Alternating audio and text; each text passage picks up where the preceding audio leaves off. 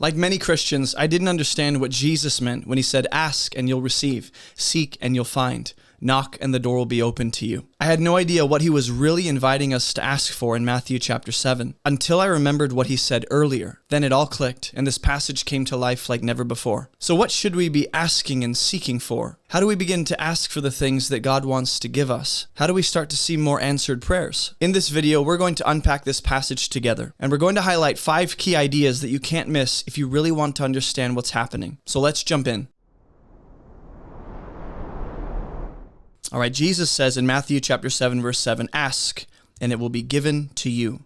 Seek, and you will find. Knock, and it will be opened to you." Now, my Bible's already pretty marked up, but it's about to get even more marked up. In summary, for those who don't want to wait to the end, Jesus is inviting his people to seek for the right entrance into God's kingdom.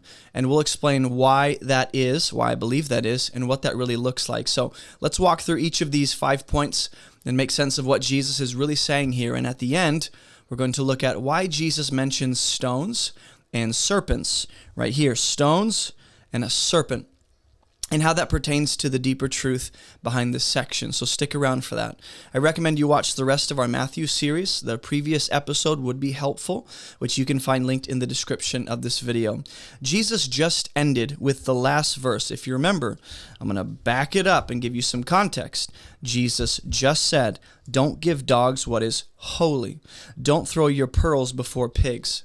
So is it possible that Jesus is inviting us to ask and seek for the holy, sacred, valuable things that he says don't waste on unclean animals, essentially, lest they trample them underfoot and turn to attack you? So we want to keep that in context after what he just said about not giving something valuable and sacred to a certain kind of person.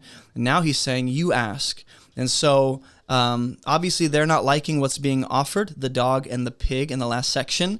And so this seems to be a natural continuation of the previous thought. Therefore, this likely refers to at least asking for the wisdom that's needed to discern in situations whether we are casting our pearls before swine or not. This also likely refers to the wisdom that people are blinded to by their own self-righteousness and human wisdom, right? As described in the previous section about the log and the speck in your eye. So number 1, if we consider the entire context, Jesus has laid out several times in chapter 6 to seek for the reward that only God can give. And we've established that this is really God himself and his kingdom. And this entrance into the kingdom comes by spiritual wisdom that God gives through faith. But that faith requires a degree of understanding which the Holy Spirit is ready to give to those who ask for it and desire for that understanding. In fact, we see this in Matthew 6:33, just a few verses ago. Jesus said, if you remember, he said to seek first the kingdom of God and his righteousness, and all these things will be added to you. So we've already been told what to seek for. Seek for the kingdom. Seek for the wisdom God is really willing to offer to those who ask and seek for it.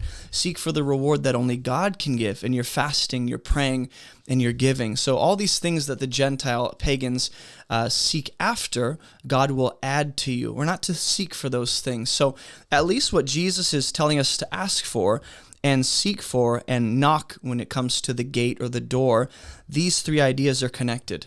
They're 3 ways of saying the same thing. You're asking for one thing, seeking for that same thing, and knocking. It just might highlight a different way of thinking about how we're going about, going about that thing. And so at least we can say we're asking for what the pigs and the dogs are violently opposed to in the last section. We're asking for what self-righteous hypocrites are blinded to, right? Their need for that thing. They don't realize it. And we're also asking for what God intends to give to those who ask when they seek first his kingdom, which is God himself and his kingdom. And then Jesus says, seek and you will find. All right, so these 3 verbs are connected, asking, seeking, and knocking. And the result is all connected too. You'll be given, you will find, it will be open to you. And so we see this reference to seeking in chapter 11, verse 29. Jesus will invite people to come and find rest, same language, which assumes they're seeking for it and they recognize their need for it. We see the same reference to seeking for something in chapter 12, verse 43 of Matthew's Gospel, where Jesus says, demons seek for rest, but they find none, which is a human host, right? The same way that the blind religious leaders are seeking in their own way for what only God can give through his Son. And Jesus will say in verse 14 of this same chapter that few people will find the way that leads to life. And we'll get to that when we get to that, but we want to be thinking about how this is all connected. And that is the narrow gate and the hard way that few people find that leads to life. And so number 2 observation is this: the invitation is to come receive the rest that Jesus is willing to give if we ask and seek for it. That's what the narrow gate represents, the entrance into life. Jesus is the door, right? Jesus then says, knock and it will be open to you. So now we have this image of something to be knocked on, likely a door or a gate, right? A gate into a city, a door into a home, whatever it is. And so we see this knocking on the door later in Matthew's Gospel, in the parable of the 10 virgins, which links us to the end of this chapter, where both those sections, at the end of chapter 7, here, Jesus is going to say to one group, I don't know you, as if to say those people are trying to get into God's kingdom by another way, apart from intimate relationship through faith. Same in the parable of the 10 virgins. They're knocking on the door, and the bridegroom says, friends, I don't know you. So here's the third observation. Jesus will say in John chapter 10, and here's how we think about Scripture all as one literary kind of unit, if you will. Jesus will say in John 10, he's the door into the sheepfold. And the thieves and the robbers, they try and get in and enter into the sheepfold another way besides the gate. And Jesus will say in John 14, he's the way to the Father. So no one gets into the sheepfold or the kingdom or gets to God except through Jesus, God's only divinely ordained way. And so it makes sense, considering what we know, that this door being knocked on is a door into the kingdom, considering how Jesus will talk about the 2 gates in the next section and the 2 paths, and he'll talk about the religious leaders shutting the door of the kingdom in people's faces, and we'll see the parable of the 10 virgins. So we take all this data and we say it's likely that Jesus is very simply saying, hey, when you knock on the actual entrance into the kingdom, God's ready to open that. For everyone who asks receives, and the one who seeks finds, and to the one who knocks it will be opened. So again, there's this statement about, there's this guarantee. What you're asking for, you're going to receive. And what you're seeking for, you're going to find. What you're knocking on, someone's going to open that door.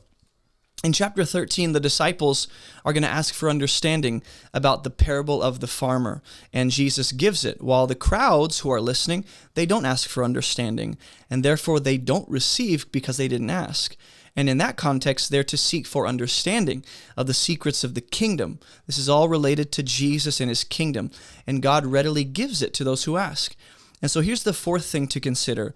In Luke's account of this same sermon, it has Jesus saying that God is ready to give his Spirit to those who ask, seek, and knock. It actually specifies what you're to be asking and seeking for. In the Old Testament, God's Spirit is the Spirit of wisdom.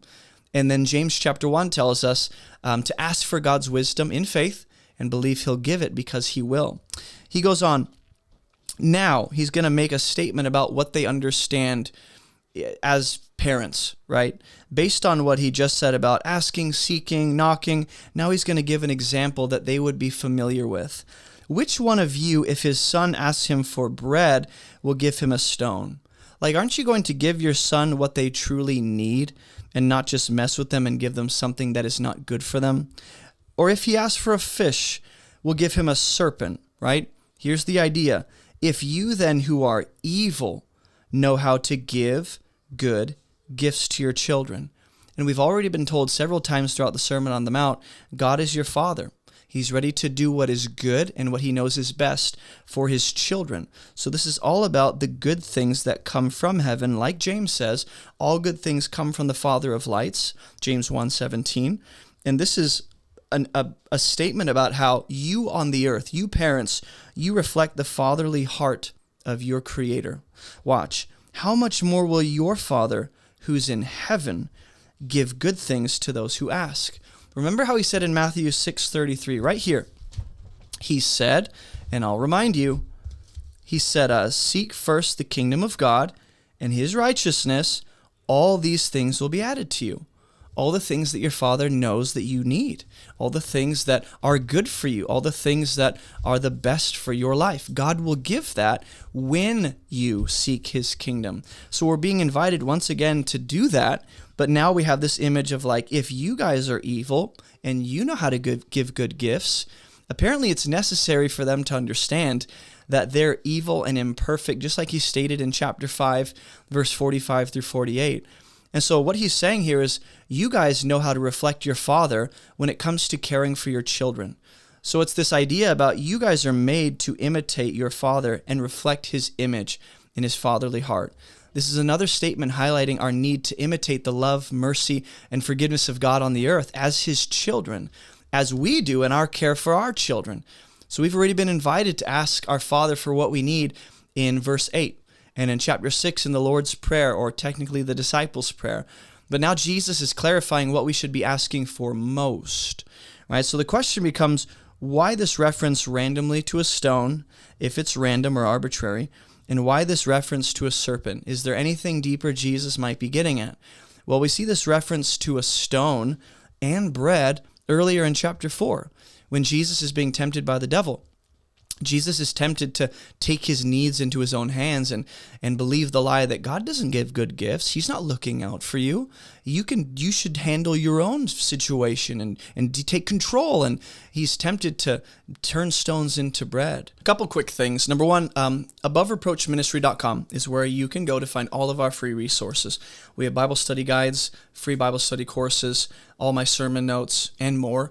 And all of that is made free because of generous supporters that actually make this ministry possible. And if you're like, what is this place? What is this thing? We're just teaching people how to read the Bible so they can live and teach it for themselves. That comes through a number of different methods. These free resources are Bible trading cards, which, by the way, you can get at scripturecreatures.com. These Bible trading cards actually teach kids how to read the Bible, how to engage the Scriptures, how to understand and internalize the Bible and the wisdom of Scripture, how to process and all this different stuff. So you can go check that out. We have a booster set coming out, a couple new story decks coming out. And then my book, Fruitful. You can get a copy on my website, AboveReproachMinistry.com. It's called Fruitful. It's for new believers. And I think that's it. There's probably other things I could say. But for now, go check out those two websites. But we see that Jesus trusts the Father to give him what he needs in the right time. He didn't fall for Satan's lies and tricks to doubt God. And this is what we see all the way back in Genesis 3. People are tempted to do all throughout this sermon and all throughout the Bible. This brings us back to the heart of this sermon. Doubt, insecurity, fear, and control. People are tempted to take matters into their own hands because maybe God doesn't care for me the way I thought. So here's the last observation. This is all about trusting in God's heart and God's methods to get us what we need in his timing and in his ways. And that may require us to surrender our timetable and any opportunity to shortcut the process. And if Jesus is indeed inviting us to ask for entrance into the kingdom and the righteousness of God, then we need to submit to God's methods and God's way of distributing that, which is through faith and trusting in Jesus' finished work on the cross, not by means of us securing our own eternal future by our efforts. And then why the serpent when referencing a fish? Right? Matthew 10:16, Jesus will say, hey, be wise and be cunning or shrewd as serpents. And in that context, it's a good thing. And the context of that references serpents. So it involves going out as sheep among wolves with the message of the kingdom, and how the disciples need the wisdom of God to act appropriately, to be wise as serpents when it comes to distributing this message and knowing which house has peace and which house doesn't. Back to the whole, don't give what is valuable to pigs and dogs. So the question becomes, what should we primarily be seeking and asking for? Or in context, the generation of Jesus' day, what are they being told to ask and seek for? It seems as though we should be seeking for God's appointed way into the kingdom, God's eternal rest provided in his Son, which comes through faith and trust in Jesus. We should be asking for the divine wisdom God has given. So we need that wisdom from heaven. We need spiritual understanding. And in short, we need the Holy Spirit of wisdom to help us recognize that Jesus is the only exclusive way into the kingdom of heaven. And we need the Spirit of wisdom to guide our lives along this path in faith as we seek to share this wisdom and walk in this wisdom. And so we're going to see that after this, Jesus will transition into the analogy of two gates and two paths. So we should be asking, what do these two gates represent? And is this part of what we should be asking for, possibly? And why does he bring in the law and the prophets when talking about these two gates? This passage, and I don't exaggerate when I say this, might be one of the most important sections of this entire Sermon on the Mount. So be sure to watch the next video when we dive into that portion of Scripture.